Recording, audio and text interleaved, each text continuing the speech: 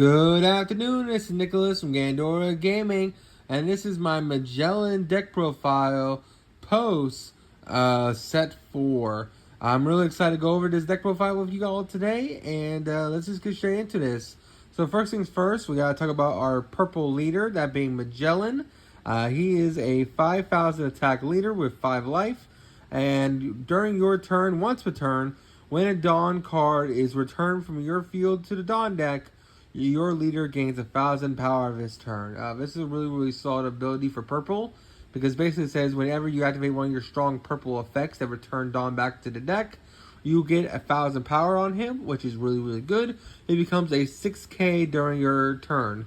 The only way he would be better is if he stayed at 6k during your opponent's turn, but once set 5 comes out and we get the brand new kid cards and we can play the level 7 kid, we'll be able to be a 6,000 on our opponent's turn as well, which is absolutely insane. So let's just go straight into this.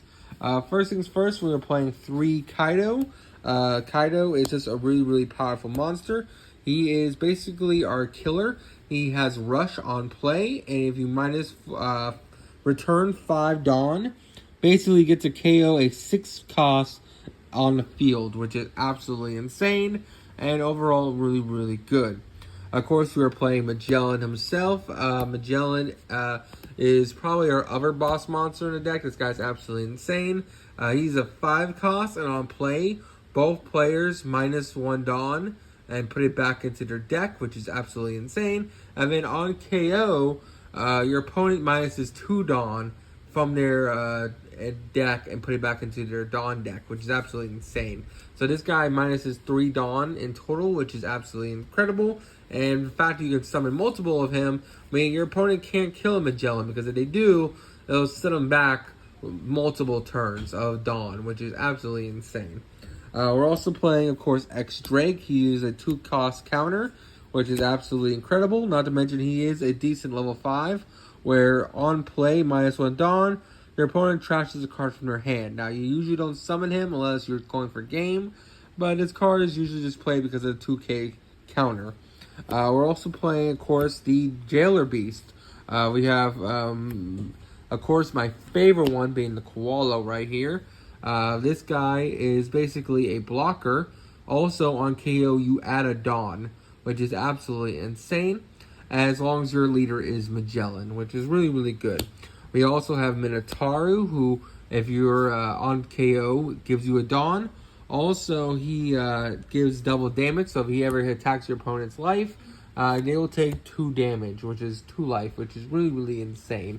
So, must-have for these guys. We're also playing, of course, the Zebra. Now, this guy came out during set 3, and he is absolutely insane. So, basically, he also does Banish, which is really good.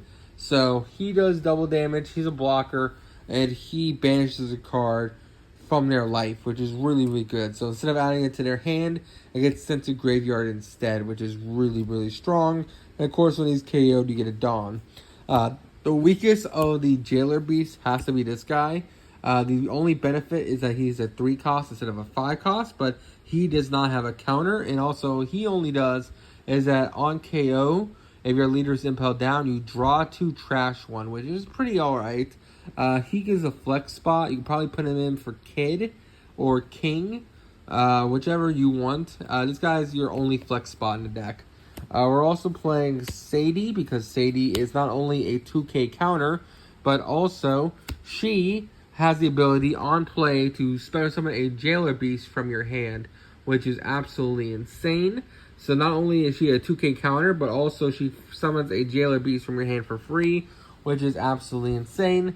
Not to mention she is a 3,000 body, so worst comes to worst, you put 2 Dawn on her, and she's swinging at leaders most of the time, which is really solid. So she is a guaranteed must-have 4 in the deck. For our blockers, we are playing Domino. Domino is an insane blocker because basically she has a counter. Not to mention she allows you to ultimately block for 2 costs, which is really solid. Same thing goes for Black Maria. She is not a impel down, so she is not searchable, but she is another 2k counter, which is really solid in general. So we are also playing her. For our searchers, we are playing, of course, I Want to Be the Warden Hannibal. This guy is absolutely insane. 1,000 counter, 1 cost.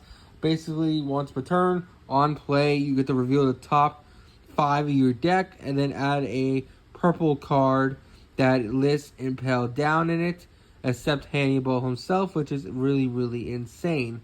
Really, really great searcher.